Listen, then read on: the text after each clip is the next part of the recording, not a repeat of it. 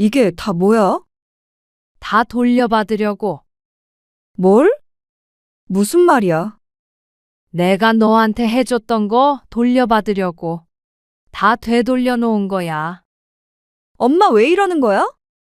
지난번부터 엄마가 도와주기로 한 거잖아.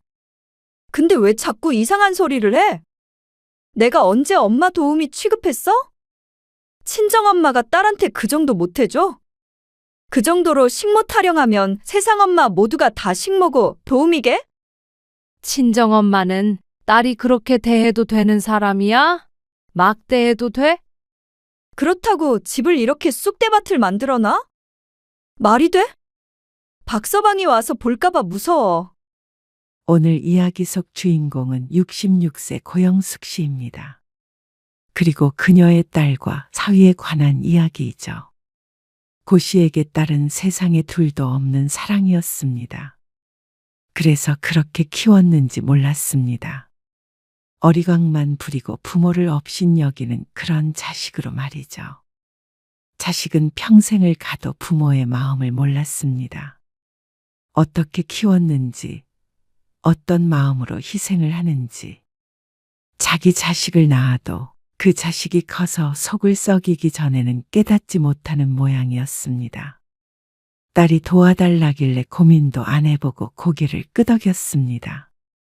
당연히 내 딸이 힘들면 친정엄마인 자신이 도와야 한다고 생각했습니다. 하지만 그런 도움이 무뎌진 것인 건 몰라도 딸과 사위의 태도가 달라졌습니다. 어려워하고 고마워하는 것이 아니라 정반대였습니다. 꼭 친정엄마가 아니라 돈을 쓰고 고용한 직원 대하듯이 했습니다. 아니, 차라리 도움이었다면 더 예의 있게 대했겠죠. 딸에게는 고 씨가 세상에서 제일 쉽고 막대해도 되는 사람인 듯 했습니다. 자신을 막 부리는 자식을 보며 고 씨는 생각을 달리했습니다. 그동안 딸에게 사랑을 퍼부은 것은 결코 후회하지 않았습니다. 하지만 그렇다고 앞으로도 그렇게 살겠다는 뜻은 아니었습니다. 고 씨는 딸이 하나 있었습니다. 자식이 딸 하나라 참 귀하게도 키웠죠. 부족함 없이 키운 딸은 커서 제 앞가림을 하게 되었고 결혼을 했습니다. 그리고 꼭 닮은 딸도 하나 낳았습니다. 그러니 바빴던 딸도 다시 부모를 찾았죠. 엄마, 민지가 어린이집에 너무 오래 있으니까 집에서도 좀 우울해하는 것 같아. 우울해하다니? 오늘 어린이집 담임 선생님이랑 상담했는데 아무래도 아침 일찍 맡겨서 너무 늦게 찾으러 가서 그러는 것 같대. 어린이집도 너무 가기 싫어하고. 그래서 요즘에 내가 미치겠어. 그럴 만도 했습니다. 4살짜리 아이가 아침 7시에 어린이집에 맡겨져서 오후 7시 반까지 부모와 떨어져 있으니 말이죠. 마음 같아서는 진작에 봐주고 싶었습니다. 하지만 거리가 가깝지 않은 탓에 딸도 부탁을 한 적이 없고 고 씨도 엄두를 못 냈죠. 그런데 이렇게 직접적으로 부탁을 하니까 고 씨도 달리 생각할 수밖에 없었습니다. 그래서 하나밖에 없는 딸을 위해 그 근처로 이사를 했습니다. 1시간 거리가 5분 거리로 줄었습니다. 남편도 딸의 말을 듣고는 흔쾌히 그러자고 했습니다. 이제 직장이 걸리는 것도 아니고 말이죠. 이사가 쉬워서가 아니었습니다. 딸을 위해서였죠. 이제부터 할머니가 놀아줄게. 이사하고 다음날 고 씨는 딸의 집으로 갔습니다. 손녀가 하원하는 시간에 맞춰서 딸의 아파트 앞에 서 있다가 데리고 들어갔습니다. 그리고 딸이 퇴근하는 시간까지 돌봐주었습니다. 엄마 없으면 어쩔 뻔했어.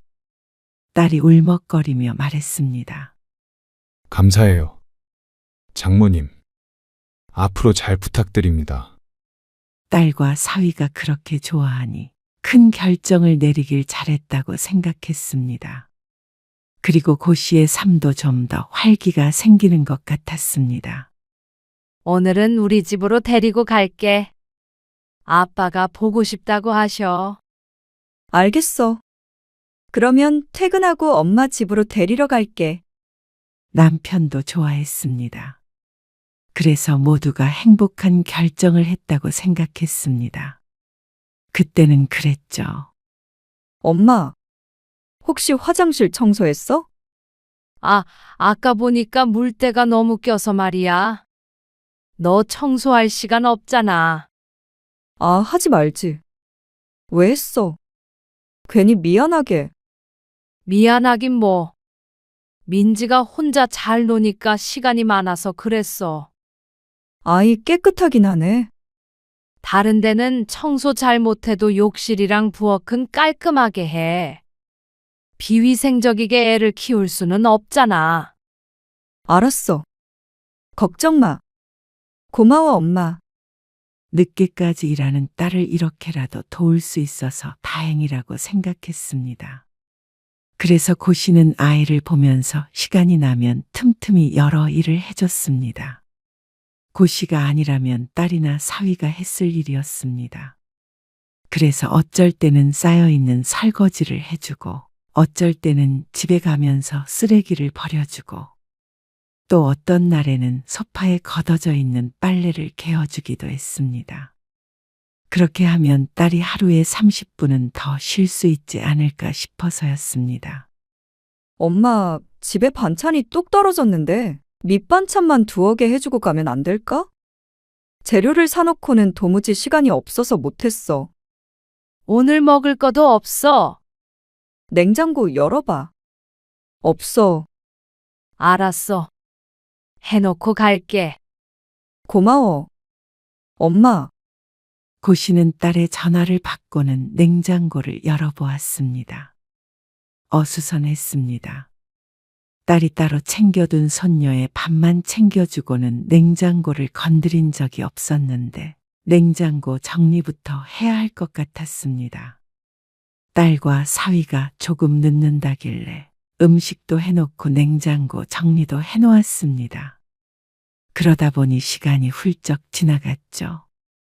처음엔 일주일에 한두 번이었습니다. 김치찌개나 된장찌개처럼 간단한 것들, 나물 몇 가지 해놓으면 딸이 데워서 먹었습니다.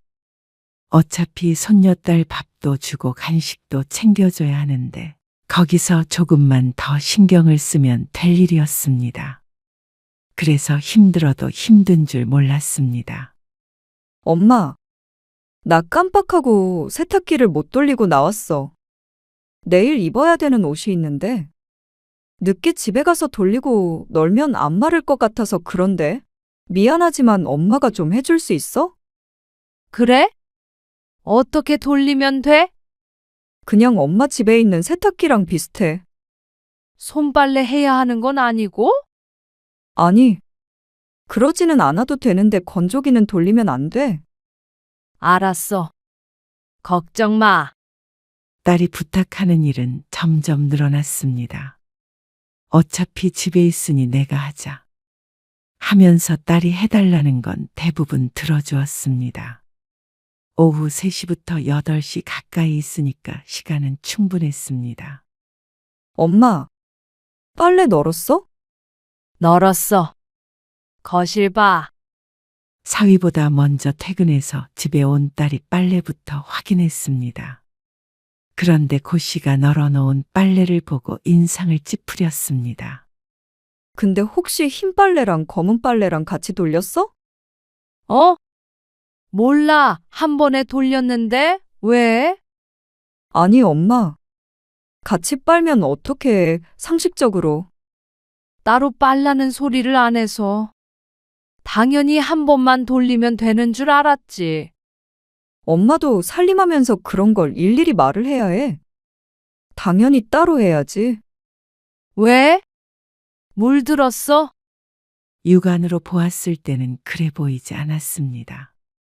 그럴 수도 있으니까 하는 소리지. 엄마는 집에서 그냥 다 같이 넣고 빨아서. 다음부턴 꼭 따로 빨어. 어, 얼떨결에 대답을 하긴 했지만 조금 희한한 상황이라고는 생각했습니다. 그런데 딸이 하도 짜증을 내니 그러겠다고 대답하고 만 것이었죠.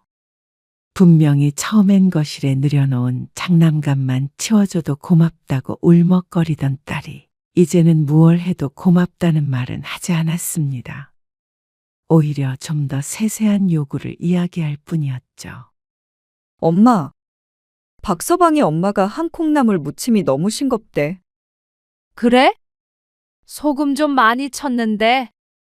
박서방은 좀 짭짤한 거 좋아해. 차라리 짜게 해줘. 알았어. 그리고 미역국 끓였어? 어? 너 좋아하잖아. 딸이 냄비 뚜껑을 열며 물었습니다. 그런데 인상을 찡그린 채였습니다. 좋아하긴 하는데. 나 회사에서 중요한 발표 있단 말이야. 내가 말하지 않았나? 미역 먹으면 미끄러지는 거 아니야? 이건 박서방이나 줘야겠다. 언제 퇴근한대? 금방 온대. 밖에 비 온다는데 엄마 집에 어떻게 가게? 우산 쓰고 가면 되지. 가까운데 뭘. 고씨의 말에 딸이 고개를 끄덕였습니다. 그리고 잠시 뒤에 띠리릭 소리가 들리며 현관문을 열고 사위가 들어왔습니다. 고씨를 향해 고개를 슬쩍 숙였죠. 사위의 머리랑 어깨가 젖어 있었습니다. 비 많이 와? 많이 오네. 지하 주차장에 자리 없어서 밖에다 대고 왔어. 비 더 오기 전에 난 그럼 이만 가볼게. 우산 하나만 빌려줘. 거기 있는 거 가지고 조심히 가. 고씨가 우산을 들며 신발을 신자 사위는 또다시 고개를 살짝 숙여 인사했습니다. 그게 끝이었습니다.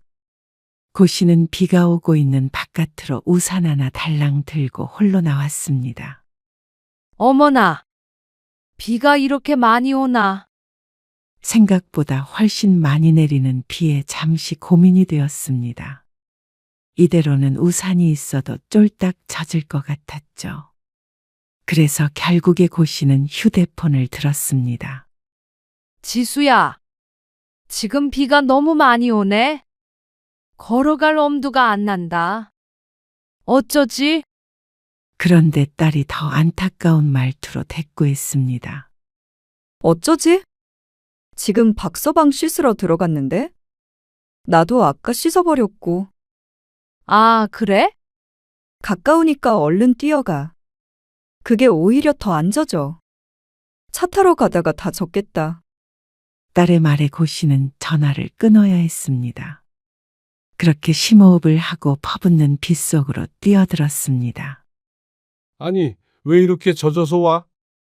밖에 비 엄청 오잖아요. 누가 그걸 몰라서 물어? 애들이 안 태워줬어. 이렇게 비가 많이 오는데 5분 거리를 뭘 태워주고 말고 해요.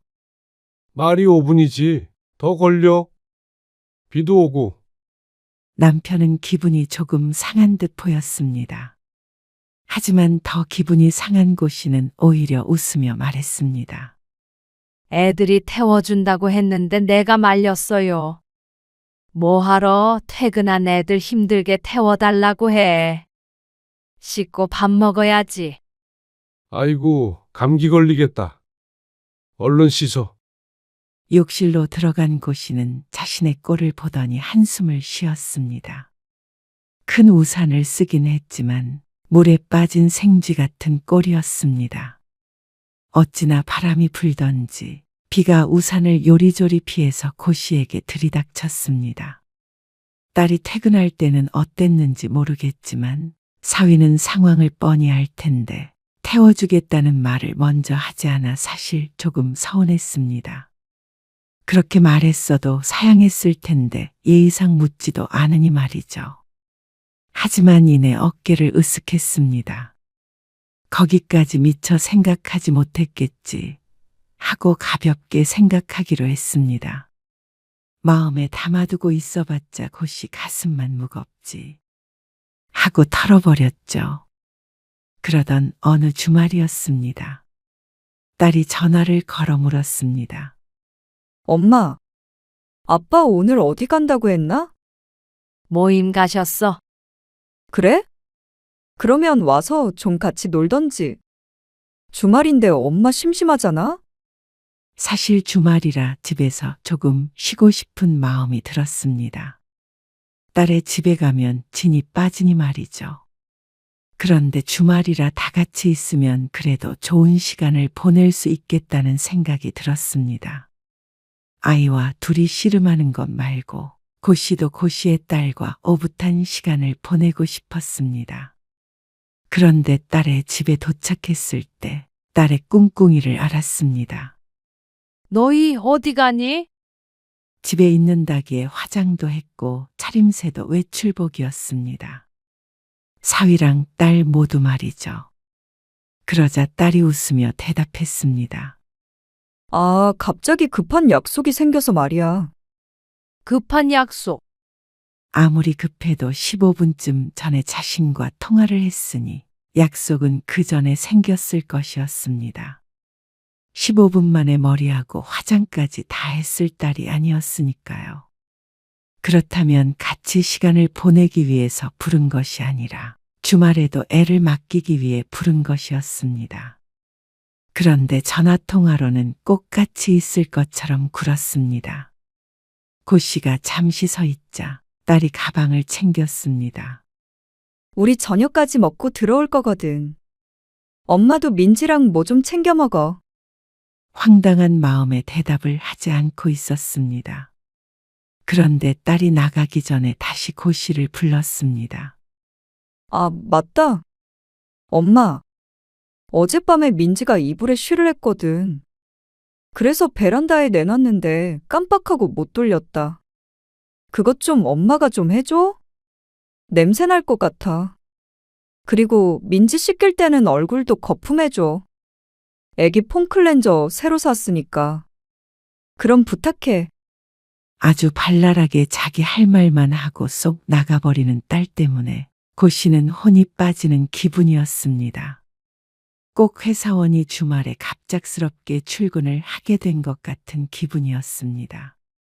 그것도 야근으로 말이죠.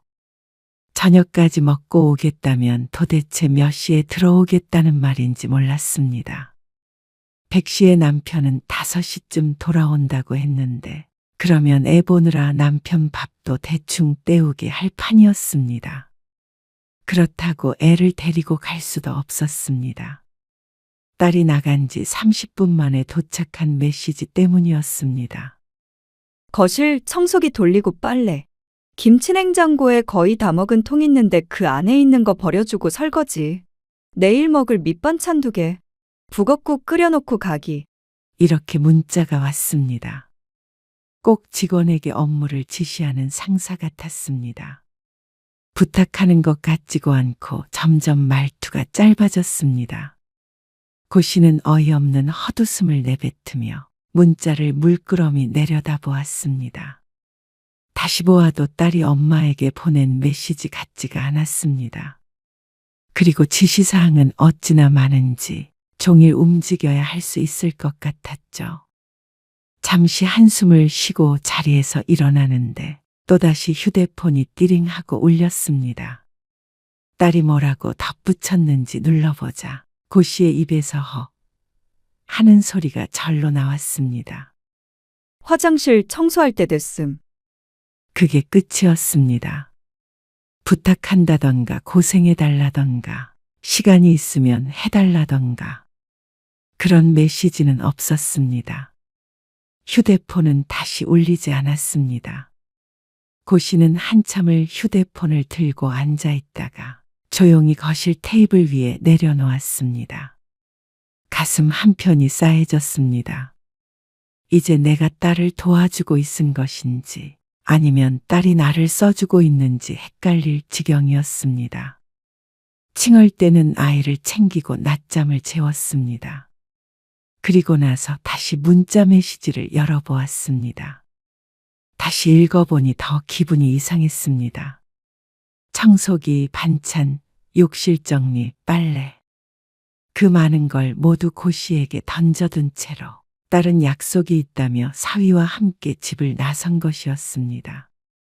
그럴 수가 있나 싶었습니다. 혼자서 여기저기 청소를 하며 허리도 못 펼 친정엄마를 생각하면 이런 문자 메시지를 보낼 수는 없었습니다. 고씨도 딸이라서 해주는 것이었지. 만약 돌아가신 고씨의 친정엄마가 자신을 위해서 이러고 있다고 생각하면 나가 있다가도 불이 나게 집으로 돌아왔을 것 같았습니다. 그 모습이 나중에 사무칠 것 같아서 말이죠. 하지만 고씨의 딸은 전혀 그러지 않은 모양이었습니다. 딸이 친정엄마에게 의뢰 갖게 되는 그런 연민이나 죄책감, 애틋함 같은 게 고씨의 딸 지수에게는 없는 것 같았습니다.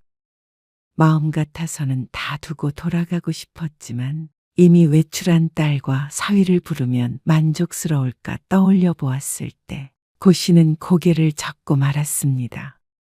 아마 딸과는 사이가 틀어지고 사위와도 불편해지지 않을까 싶었습니다. 아이를 봐주기로 약속했고 자신이 딸의 집안일을 조금씩 도와주길 바랐으니 그 일의 연장일 뿐이라고 생각하자 다짐했습니다. 그래야 평화가 지켜진다고 생각했습니다.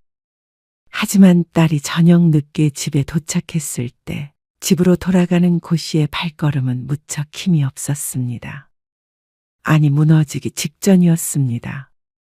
하루가 고되어 그런 것도 있었지만 마음 따라 몸도 축 처지는 것 같았죠.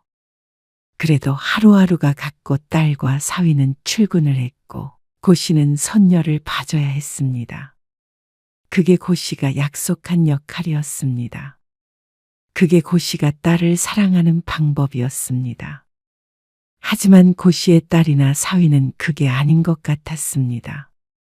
그런 고씨의 사랑을 너무나도 하찮고 또 당연한 것으로 취급했죠. 왔니? 지수는 늦나 보지? 곧 올 거예요. 사위가 먼저 퇴근을 했습니다.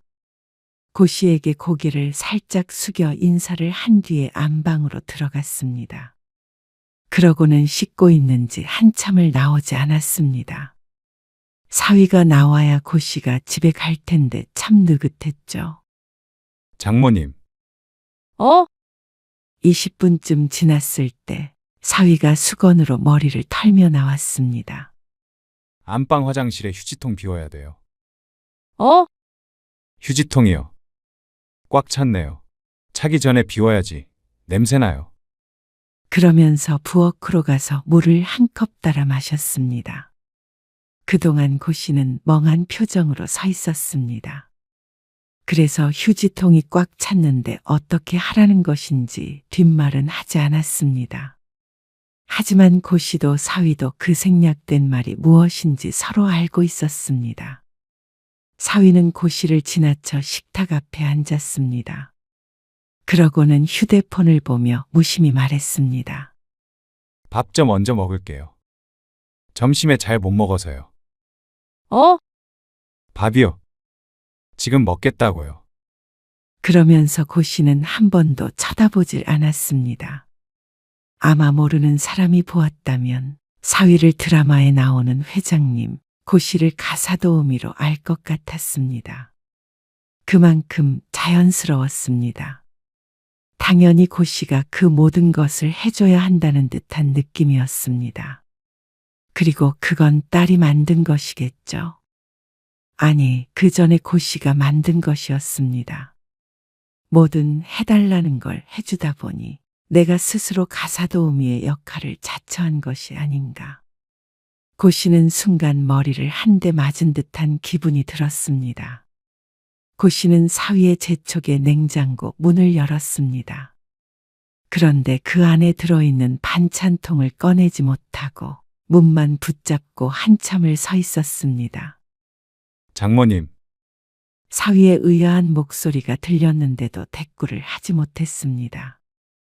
그리고 그 순간 딸이 퇴근해서 집에 돌아왔습니다. 왜 그러고 서 있어? 냉장고에다가 고사지네? 딸의 목소리에 어쩐지 눈물이 왈칵 날 것만 같았습니다. 뜨거운 목구멍을 침을 삼켜식혔습니다. 밥 차려주고 가게? 내거도 그러더니 가방을 소파 위에 털썩 던져놓고 또 안방으로 쏙 들어가 버리는 딸. 사위나 딸이나 고씨를 대하는 행동이 똑같았습니다. 그리고 같이 먹자는 소리가 아니라 차려주고 가라는 소리였죠. 딸은 옷만 갈아 입었는지 금방 나왔습니다. 빨래는? 걷어놨어. 안 개어놨어? 시간이 없었어. 그러자 딸이 혀를 차는 소리가 들려왔습니다. 그게 고씨의 귓가에 천둥처럼 울렸습니다. 고씨는 가만히 딸을 지켜보았습니다. 청소기 돌렸어? 하루 종일 청소하고 밥하고 손주를 돌봐준 자신의 엄마에게 돌아와서 한다는 말이 빨래와 청소, 밥 이야기였습니다. 오늘 힘들지 않았냐? 늦어서 미안하다. 민지가 힘들게 하지 않았냐? 이런 것들이 아니었습니다. 이게 식모가 아니고 달리 뭐겠나 싶었습니다. 어쩐지 이번에 쓴웃음이 나왔습니다. 아니요, 엄마. 찌개 너무 짠 거 아니야? 가스레인지 위에 놓여있던 고씨가 낮에 미리 끓여놓은 김치찌개를 한번 맛보더니 딸이 눈살을 찌푸렸습니다. 언제는 음식을 짜게 하라더니 이제는 짜다고 난리였습니다. 간을 못 맞춰. 엄마는 평생 살림해놓고. 핀잔을 주듯 하는 말을 정 같았으면 농담으로 듣고 맛없으면 네가 해먹어라 하고 맞받아쳤을 텐데 어쩐지 고씨는 그런 말도 입 밖으로 나오지 않았습니다. 딸은 말로만 엄마 엄마 하고 있지 사실은 자신을 부모로 대하지 않았습니다. 그걸 지금에 와서야 깨달은 게 신기할 따름이었습니다. 아니, 이제와 알게 된 것은 아닐 것이었습니다. 그동안 사랑이란 가림막으로 덮어 감추고 있었던 것뿐이었죠. 지수야. 고씨가 목소리를 낮게 깔았습니다. 그 와중에도 딸은 왜 밥을 차리려다 마느냐며 투덜댔습니다. 냉장고 문을 드디어 닫으며 고씨가 말을 이었습니다. 네가 지금 엄마한테 하는 말투 알아? 무슨 말투? 딸이 당황스러운 표정을 지었습니다. 웬 뜬금없는 소리를 하느냐고 묻는 것 같았죠. 꼭 직원 부리듯 한다. 가사 도우미, 파출부, 식모. 아니, 엄마. 무슨 말을 그렇게 해. 내 말투가 어떻다고. 그러자 휴대폰만 바라보고 있던 사위도 처음으로 고개를 들었습니다. 그게 그러면 너 낳아주고 길러주고 하루 종일 널 위해 고생한 엄마한테 하는 말투가 맞아. 에이, 왜 그래? 좀 서럽네. 아니, 갑자기 왜 그러냐고. 박서방도 있는데. 딸이 엄마한테 이런 말도 못해? 그리고 엄마는 뭐, 민지 보러 왔으면서 생색을 내? 생색. 아니, 말이 그렇다는 거지. 꼭 내가 엄마 부려먹은 것처럼 말하니까. 그럼 아니니? 넌 너희 시어머니와도 이러니? 시어머니랑 친정엄마랑 같아? 그럼 박서방이 말해봐. 어머니 오셔도 그래. 그러자 딸과 사위가 입을 꾹 다물었습니다. 밥은 너희가 차려 먹어. 일단 내일은 다시 올 테니까. 마음 같아서는 내일부터 안 나오고 싶었지만 내일 당장 출근해야 하는 딸에게 그건 너무 가혹한 것 같았습니다. 그래서 말미를 주고 그만두려고 했습니다. 무작정 그만두는 건 차마 할 수가 없었습니다. 그리고 그러한 배려마저도 딸에게 사치라는 걸 깨달았습니다. 다음 날 하원한 손녀를 데리고 딸의 집에 들어와 있었습니다. 내일까지만 봐주고 그 다음부터는 사람을 쓰던지 다시 어린이집에 종일반을 보내던지 하라고 통보는 해놓은 상태였죠. 그런데 딸에게서 전화가 왔습니다. 엄마, 나 오늘 야근이야. 박서방은 박서방도 늦는데. 그 말에 한숨이 나왔습니다. 이 와중에 야근을 한다는 딸이 야속했습니다. 원해서 하는 것은 아니겠지만 이대로는 고 씨가 갈 수가 없었습니다. 어린이집에 보내고 싶어도 또 이런 상황이 올 텐데, 엄마는 손녀가 그렇게 늦은 시간까지 이리저리 맡겨지는 걸 원하는 거야?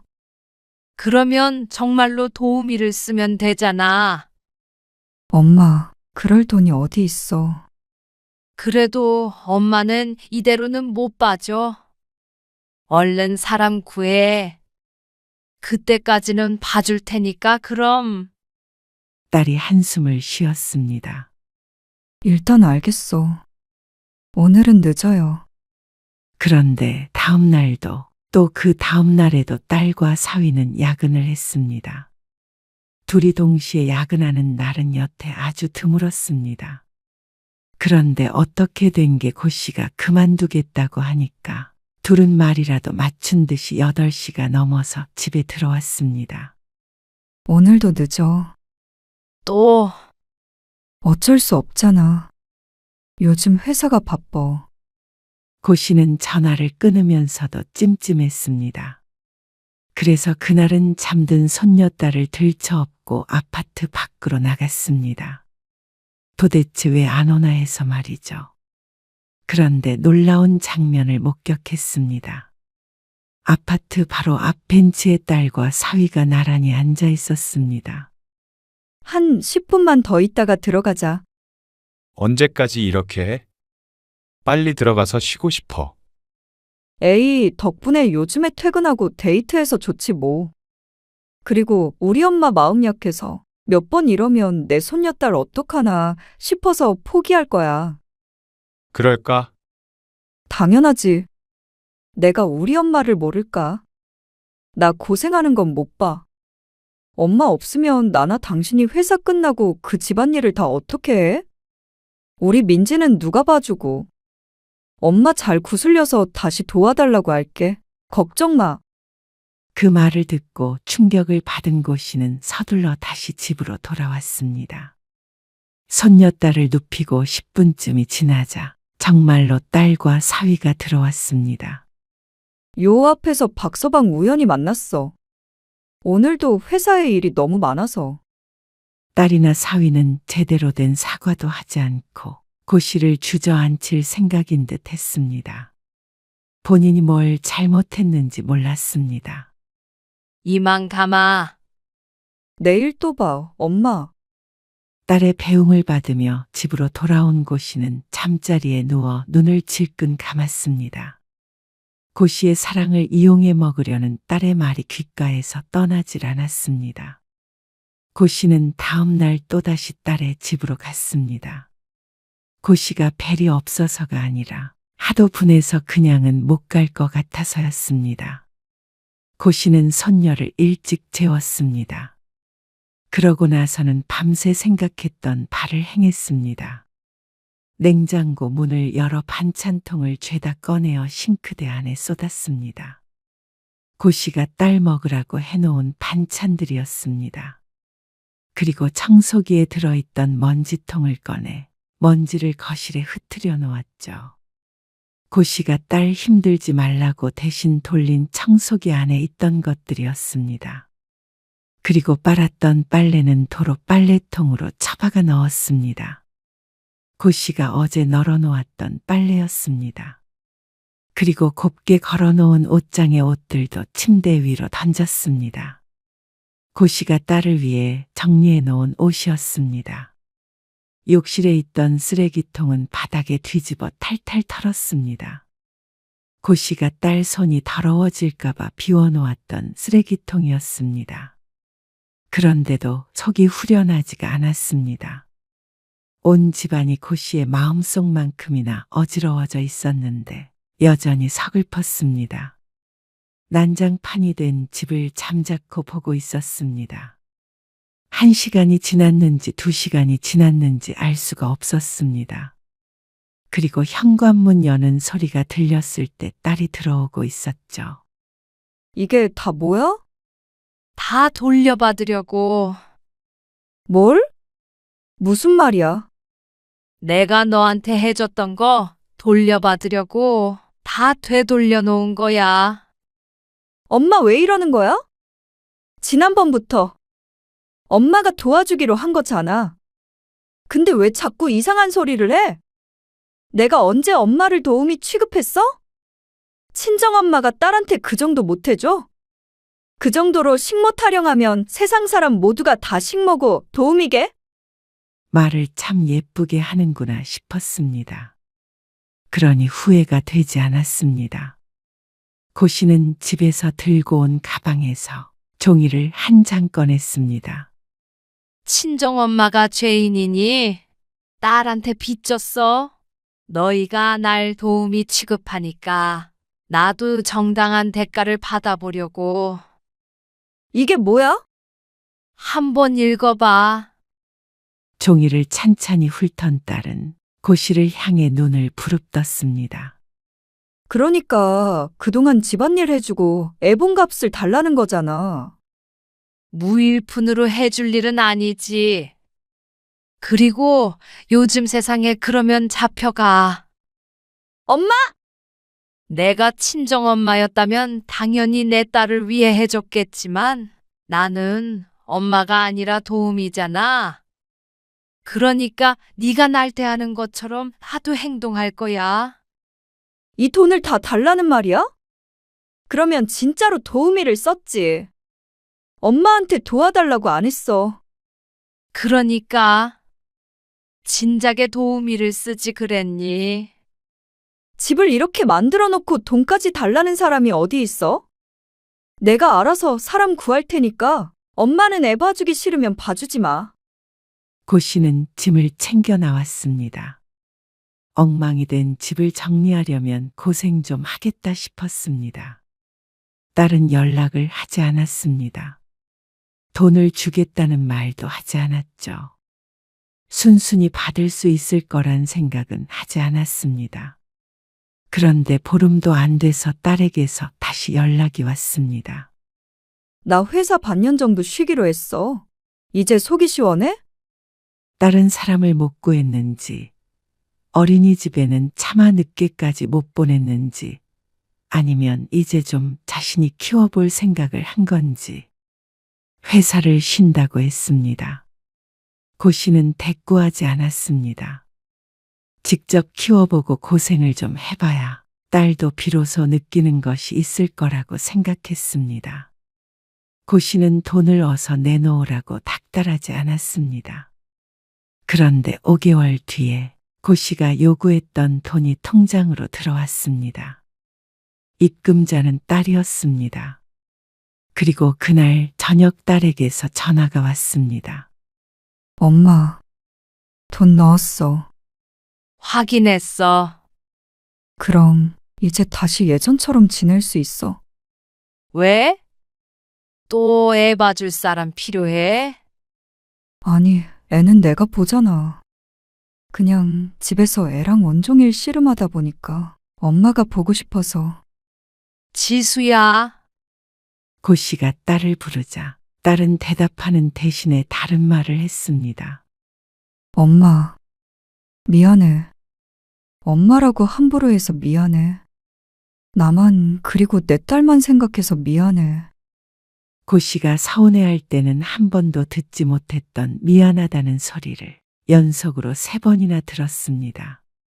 엄마는 더 이상 너희 식모 노릇 안 할 거야. 알아. 안 시켜. 미안해. 근데 만약에 정말 도움이 필요하면 부탁을 해. 명령이 아니라. 그리고 고맙다고 해. 당연하다고 생각하지 말고. 알겠어. 딸의 울음 섞인 대답이 들렸습니다. 그리고 엄마 천년만년 네 옆에 있는 거 아니야. 나중에 땅 치고 후회하지 말고 있을 때 잘해. 엄마 알겠어. 민지는 일주일에 한 번씩 우리 집에 놀러 오게 해. 할머니가 보고 싶다고. 고마워, 엄마. 고 씨는 전화를 끊고 후련한 한숨을 내뱉었습니다. 딸의 집을 어지럽힐 때도 통쾌하지 않았는데 지금은 차라리 속이 뚫린 것 같았습니다. 어쩌면 딸도 아주 조금쯤은 고씨의 마음을